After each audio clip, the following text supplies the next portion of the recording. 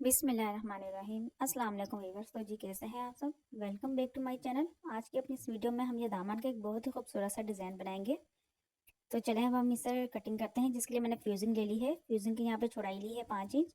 लंबाई अपने दामन के अकॉर्डिंग आप ले लें। मैंने यहाँ पे 25 इंच ली है। जो हमने फ्यूजिंग को लिया है इसे हम डबल फोल्ड करेंगे और ऊपर आयरन की मदद से इसको थोड़ा सा हम आपस में चिपका लेंगे, ताकि जब हम डिज़ाइनिंग बना के कटिंग करें तो परफेक्ट कटिंग होनी चाहिए, बिल्कुल भी ना हिले। तो यहाँ पे डिज़ाइनिंग के लिए मैंने ये बच्चों के ज्योमेट्री बॉक्स में से मैंने डी की ले लिया है।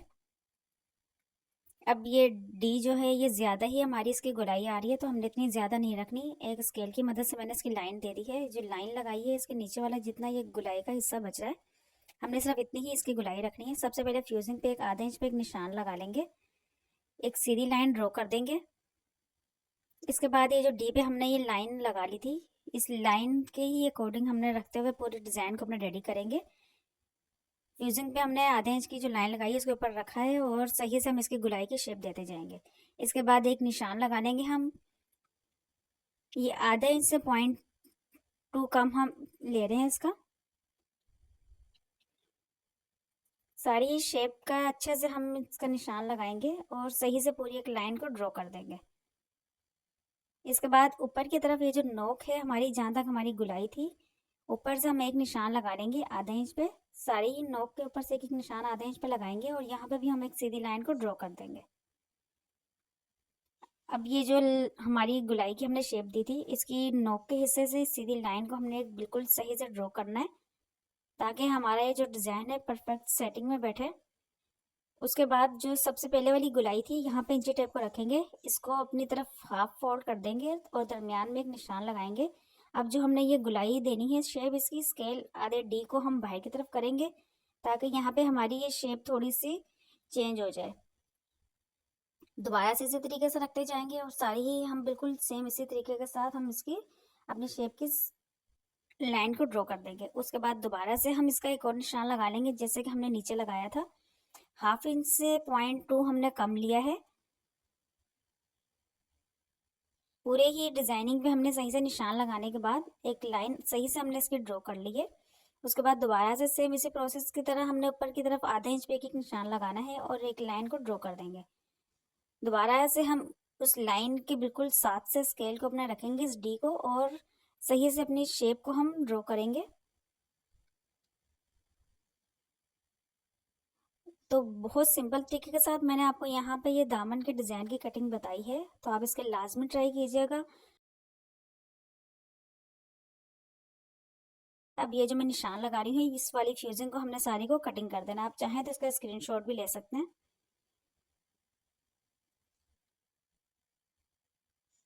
अब एक्स्ट्रा वाली फ्यूजिंग को हम सारी कटिंग करेंगे।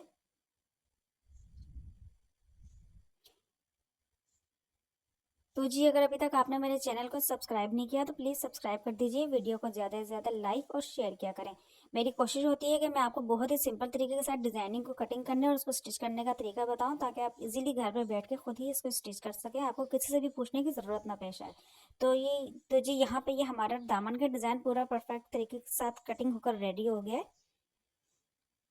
बहुत सिंपल तरीके के साथ मैंने आपको इस डिज़ाइनिंग की कटिंग बताई है, तो आप इसे लाजमी ट्राई कीजिएगा। तो यहाँ पे डिज़ाइन को हमने कटिंग कर लिया है। अब हम इस डिज़ाइनिंग को अपनी शर्ट के ऊपर डायरेक्ट ही हमने लगाना है। डिज़ाइनिंग को हमने शर्ट के ऊपर सही से सेटिंग कर लेंगे। नीचे सिलाई का छोड़ते हुए आपने अपनी डिज़ाइनिंग को रखेंगे। शर्ट के ऊपर उल्टी वाली साइड पे हमने इसे रखा है और इसकी हम अच्छे से आयरन हमने कर दी है। उसके बाद एक्स्ट्रा वाला फैब्रिक है जो डिज़ाइनिंग के अंदर, हम इसको भी जो है ना हाफ इंच का कपड़ा अंदर छोड़ते हुए सारे एक्स्ट्रा वाले फैब्रिक को कटिंग कर दी है। उसके बाद हम यहाँ पे सारे ही अंदर की साइड पे छोटे छोटे से कट लगा लेंगे, ताकि ये कपड़ा हमारा इजीली सही से मुड़ जाए। तो आप सारे अच्छे से छोटे छोटे इसके कट लगा लें। ध्यान रहे आपके जो कट लगा रहे हैं फ्यूजिंग के ऊपर बिल्कुल भी ना आए। तो यहाँ पे आप कोई सी भी फैब्रिक ग्लू ले सकते हैं। मैंने यहाँ पे ग्लू स्टिक ले ली है। फ्यूजिंग के ऊपर सही से ग्लू स्टिक लगा दी है। उसके बाद ये जो हमारा एक्स्ट्रा वाला फैब्रिक था, इसको हम ऊपर की तरफ करते हुए सही से फोल्ड कर देंगे। ऊपर आप आयरन को साथ साथ लाजमी फेरें, ताकि आपके कपड़ों में बहुत अच्छी फिनिशिंग आए। तो जी यहाँ पे ये हमारा आधा डिज़ाइन रेडी हो चुका है। इसके बाद मज़ीद खूबसूरती के लिए मैं इस लेस का इसमें यूज़ करूँगी। इस लेस को लगाने के लिए हम पहले लेस में छोटे छोटे से कट लगा लेंगे। ये कट लगाने लाजमी होते हैं क्योंकि ये जो हमारा डिज़ाइन है ये गोलाई में है, ताकि ये लेस हमारी इजीली परफेक्ट तरीके से सेटिंग में बैठ जाए। तो ये सारे ही कट लगाने के बाद दोबारा से हम यहाँ पे फैब्रिक ग्लू लगाएंगे। लेस को हल्के ही हाथों से मोड़ते जाएंगे और सही से हमने साइड डिजाइनिंग के अंदर इस लेस को लगा लेना है।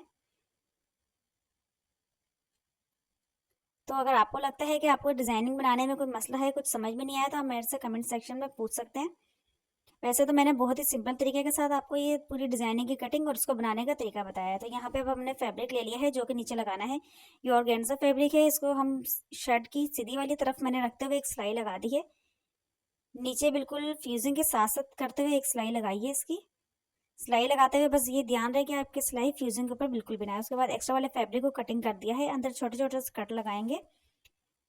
इस कपड़े को हमने पकड़ के उल्टी साइड पे इसको मोड़ देंगे। सही से आयरन करते हुए इस कपड़े को पहले सेटिंग कर लेंगे हम।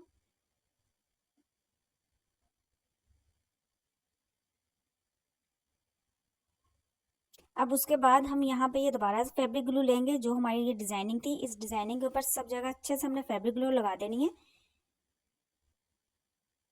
फैब्रिक को हम बैक साइड पे जो हम इसको सेटिंग करेंगे, पहले अच्छे से आप इसको अपने हल्के हाथ से करते हुए सही से सेटिंग कर लेंगे। उसके बाद आपने इस पे आयरन को फेरेंगे ताकि ये डिजाइन बिल्कुल परफेक्ट तरीके के साथ सेटिंग में आ जाए, इस कपड़े के अंदर कोई भी बल वगैरह ना आए।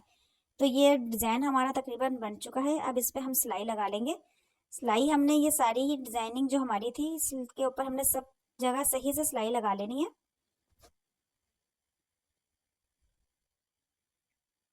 ये जो सिलाई लगानी है, ध्यान रहे आपकी सिलाई सिर्फ शर्ट के फैब्रिक पर ही आनी चाहिए।